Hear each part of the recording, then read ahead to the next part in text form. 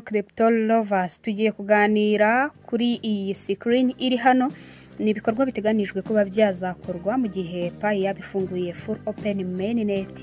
Murabona ko iri kugaragaza ibikorwa bitandukanye bya Pi harimo swap to fiat cyangwa se send in Pi. Reka turebe neza ukuntu iyi foto irimo igenda ibisobanura. Gusobanukirwa neza biraza kuza gutuma umenya agaciro ka coin ubitse, hanyuma bitume umayiningira ku gihe. Nkuko mubibona kuri iyi foto hari ibintu bibiri ku ruhande rw'ibumoso. Turakuhareba swap to fiat, bivuze guhindura Pi mu mafaranga asanzwe y'ibihugu nka Naira, USD cyangwa se asanzwe dukoresha hano imbere mu gihugu Rwanda cyangwa se LWF. So iburyo hari ijambo ryanditseho ngo send in Pi, bivuze kohereza Pi nk'amafaranga y'imbere mu isoko rya Pi network mu kugura cyangwa se mu kwishyura service n'ibicuruzwa.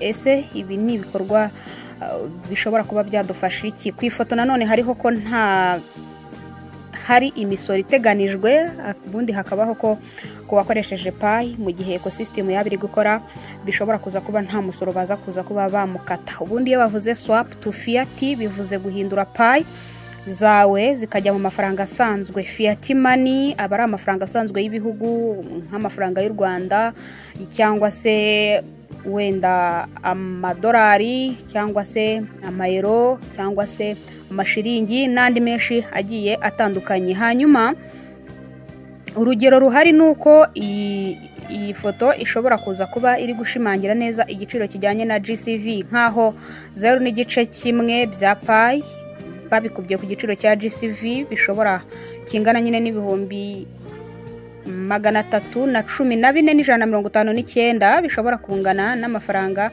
y'amaneira 31,000 n'amafaranga 415.9. Bivuze ko Pi zingana na 0.1 bishobora kungana n'amaneira angana n'ibihumbi 31,415.9 havunjwe ku giciro cya GCV cyangwa se Global Constancy Value.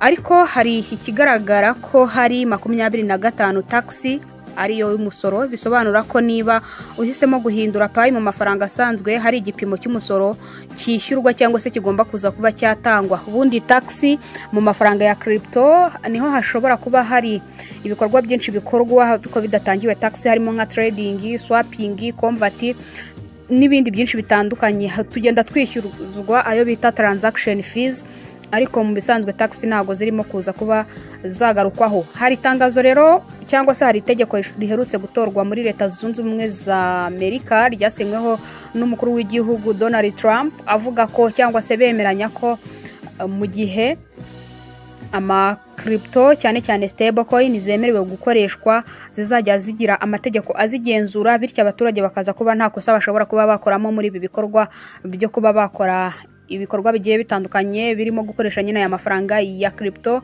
Ndizera ko mu update agiye atandukanye twigeze tubigarukaho, ariho twavugiremo ikintu gikomeye cyitwa Clarity Act cyangwa se na Genius Act byari bifatanye neza. Ariko rero kuri iki ngiki kijyanye n'umusoro ntabwo ari buri transaction yose ukoze izajya itwara umusoro, ahubwo hari uko bigaragara. Nkuko mubibona mu buryo busanzwe bwo gucuruza cyangwa se bwo kugurisha, leta cyangwa se urubuga rufite isoko rushobora gusaba umusoro kugira ngo bigendere neza cyangwa se wubahirize amategeko. Ubundi mu busanzwe nimba tugurishije nk'abantu bakora trading ya future trading bakoresha nka exchange ya Binance, hari imisoro ugomba guhereza ba nyiri imishinga cyangwa se ba nyiri ya exchange urimo gukoreramo.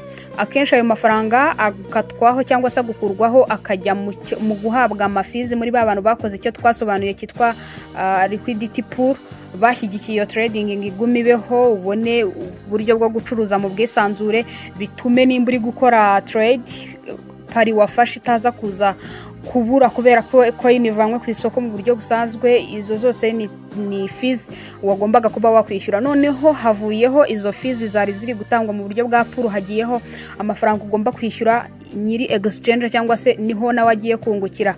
Ibyo noneho ntago bikiri fees ahubwo bibaye taxi. Izo taxi rero cyangwa se iyo misoro ugomba gutanga kuri exchange cyangwa se no muri leta bishobora kuba byagendana n'uburyo cyuri gukoramo iyo trade. Ubusanzwe trade tuyimenyereye muri mu masex cyangwa se centralized finance, ntago tubizi mu ma decentralized finance cyangwa se DEX. Ahangaha rero muri DEX mu gihe uzajya uri kuhakorera bizajya bisaba smart contract ndetse bisabe no kuba urimo urakora mu cyo twita, ushobora kungukira muri liquidity pool cyangwa se ukungukira mu buryo bwo gukora trade ifunguye, ariko byose hamwe bibaho ari uko habayeho icyo bita ecosystem imeze neza, hanyuma tukifashisha smart contract. Ndizera twarayisobanuye. Send in Pi bisobanura iki? N'uburyo dufata cyangwa se dushobora kohereza Pi mu gukoresha Pi nk'amafaranga. Aha niho ubutumwa buba buherereye rero, cyangwa se ni nacyo iyi video navuga nkishingiyeho mu buryo bwo kohererezanya ama Pi coin. Ni uburyo bwo kugira ngo tuyohererezanye. Murabona ko handitseho ko ari zero tax, nta musoro wishyurwa, nta musoro usabwa kuba wakurwaho mu gihe uri gukoresha ecosystem cyangwa se mu gihe uri gukoresha Pi kuri Pi, nta musoro n'umwe ubamo. Ibi ngibi byakabaye kuba byaranatangiye mu gihe Dr. Nicholas yafunguraga Open Network. Habayeho ko Pi nyinshi zoherezwa muri OKX bishingiye ku mpamvu nyinshi ntari buze kugarukaho muri iki kiganiro, zishingiye kuba umutekano muke mu mawaleti wari wugarije abanyamuryango bamwe na bamwe, bishingiye ku bukungu bw'igihugu. Bamwe na bamwe bashaka kugurisha ngo bagire ibyo bakemura. Muri uko kuzijyanayo hasohotse amatangazo avuga ko coin ziri muri OKX zigomba gukurwayo nanone batazifunga. Tubyinjiyemo gake kugira ngo ngusobanurire ahantu exchange azungukira muri ibi bintu byo kuba twakohererezanya ama crypto. Kuvana coin kuri OKX uzoherereza undi mugenzi wawe, aho mbiherukira bakataga Pi yose barayitwaraga, ariko kuzikura muri wallet ya Pi uzohereza kuri exchange ariyo yose cyangwa se no kuzibika ku yindi wallet byabaga ari ibice bikeya bakataho. Bisobanura neza ko fees iyo zigeze kuri exchange zigomba kuzamuka, kubera ko nabo nicyo kiba cyatumye bakora uwo mushinga. Nta kintu kitunguka gishobora kubaho mu isi, ntago bishoboka. Kiba kigomba kugira inyungu cyangwa se icyo biba bigambiriye. Bityo rero umuntu ufite Pi ze muri wallet atigeze azihakura cyangwa se ari barakoresha ecosystem ya Pi nyine, bisobanura neza ko ahangaha nta musoro na muke ashobora kuza kuba yasabwa, bitandukanye na wa muntu wamaze kuzirenza wallet ya Pi, yamaze kuzishyira hanze ya ecosystem, agomba kwishyuraho 25 by'umusoro. Ahangaha nicyo bashatse kuba bavuga.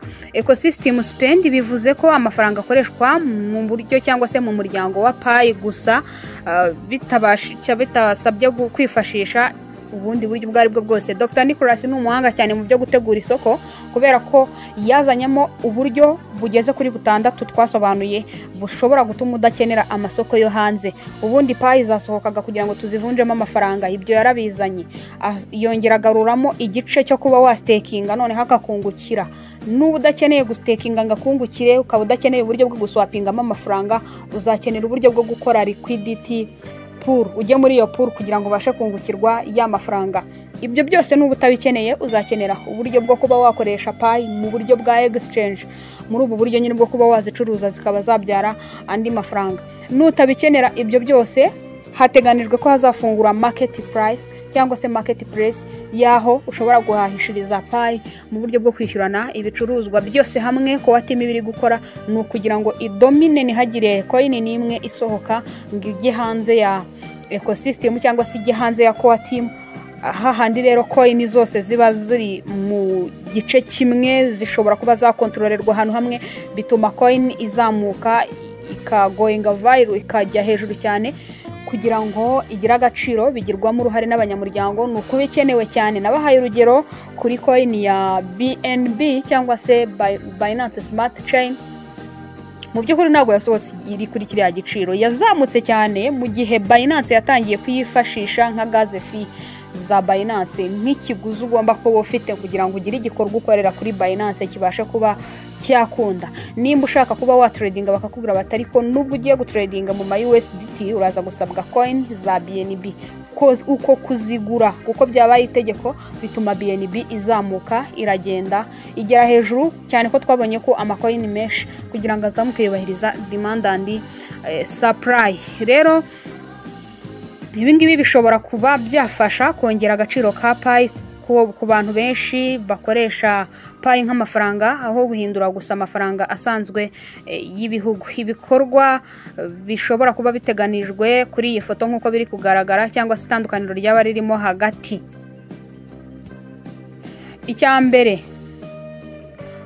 kuba wafata amafaranga ya fiat kuyaswapingamo muri fiat, uzajya ukatwa umusoro wa 25%, ariko mu gihe wayohereje nka Pi uzajya ukatwa 0% nk'umusoro. Guhindura Pi mu mafaranga asanzwe uzajya uwabikoze azajya akatwa 25%, naho uwafashe Pi akayikoresha mu bikorwa bigendanye na Pi azajya akatwa umusoro ungana na 0%. Bivuze ngo n'amafaranga azajya akurwaho.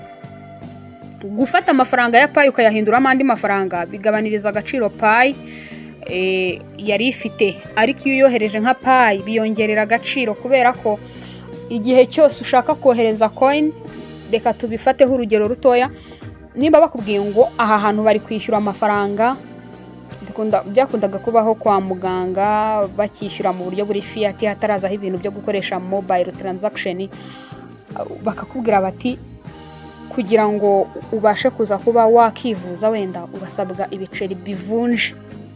Aha rero hari abantu bahita babikora nka business kukuvunjira, kuguha bya biceri kugira ngo utaza kuza gutonda umurongo muremure, kukuvunjira akakubwira ati nimba uje kuvunjisha 1000 ndaguha 900, 100 nanjye ndisigarane mu bisobanura neza nyine ntabwo ugifite 900 yamaze guta agaciro.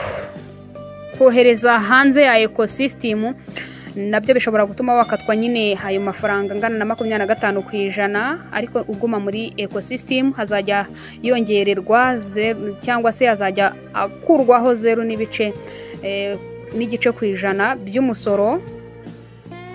Aha rero hazajya habamo icyo twita cash out. Iyo ufashe amafaranga ukayahindura amandi ubukoze cash out, mu gihe iyo bayohereje ari nka Pi ubukoze economic circulation, haba hakirimo kuzenguruka n'ubundi amafaranga ya coin. Iyo abantu benshi bahisemo kohereza mu buryo bwa Pi, isoko rya Pi rihita rikura, abacuruzi cyangwa se abari kurikoresha amafaranga yabo akagenda yiyongera. Ingaruka mu bukungu bwa Pi network, abantu benshi bahindura Pi mu mafaranga asanzwe ya fiat cyangwa se swap to fiat, binyura mu nzira z'amabank cyangwa se ama exchange, bikagabanya liquidity y'imbere mu isoko rya Pi. Ariko iyo abantu bakoresha send in Pi, amafaranga aguma mu muryango wa Pi network, bikubaka cyangwa se bigatuma coin ya Pi izamuka ikajya hejuru cyane.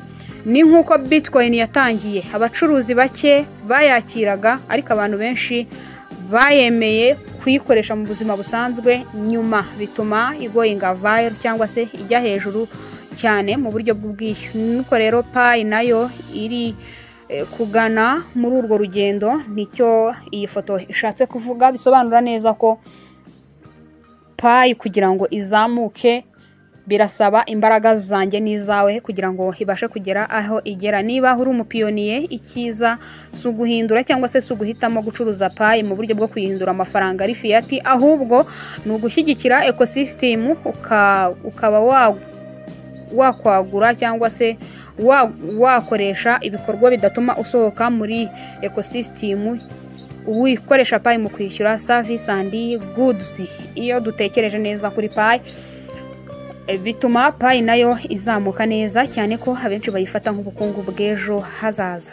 Mu magambo twakoresheje twavuzemo swap to fiat, ni ugufata amafaranga cyangwa se no gufata amacoin ukayakuramo amafaranga asanzwe y'ibihugu ako kanya, ariko bikagabanya imbaraga za Pi. Twavuzemo kandi send in Pi, ni ukubaka ubukungu bushya bw'imbere muri Pi network utiri usohoka muri ecosystem. Hitamo gufasha Pi gukura rero, wirinda ibikorwa byose bituma usohoka muri ecosystem, hanyuma ubashe kugenda utera imbere. Impamvu batanze urugero rwa GCV nuko ari igitekerezo cya community, niyo mpamvu rero ugomba kuba wayishyigikira. Hariya kuri GCV yanaharenga ntago ari igiciro cya danje kuri coin ishyigikiwe na community ingana niyo Pi ifite. Birashoboka ko yanaharenga, ariko byose hamwe ni mu mbaraga zanjye n'izawe. Tugira group WhatsApp ducishamo amatangazo hagiye atandukanye, agaruka kuri Pi network, agaruka kuri crypto muri rusange. Hari igihe tuza tuje gusobanura amagambo agiye atandukanye twakoresheje muri iyi nzira ya crypto. Nimba harimo iryo utajya wumva neza ukumva riragucanze cyangwa se nturisobanukiwe, uze kuryandika muri comment. Ni impamvu ikomeye cyane yo kuba twakora ikiganiro. Ni nako kandi ngutumira muri group WhatsApp yacu ducishamo nyine ayo matangazo nkuko nari mbikubwiye. Urebe muri video description ndetse no muri comment ya mbere, hanyuma ugende ujoininge tujye tubana umunsi kundi. Twaplodinga buri munsi ku isaha isa 12:05 za mu gitondo. Iyo amakuru yabaye menshi dushobora kubahereza indi nkuru saa 11:05 z'umugoroba. Ndabashimira uko mukomeza kwitwara mu biganiro byose tugenda tugirana, mu kudukorera share, mu kurikinga. Ibitekerezo byanyu ni byiza cyane. Aha twaganiriraga ni kuri Rugwiro Pro Zone, ngiyewe nkorera mu mazina ya Rugwiro Pro. Reka tubane mu biganiro byacu bigiye bitandukanye. Imana ibarinde.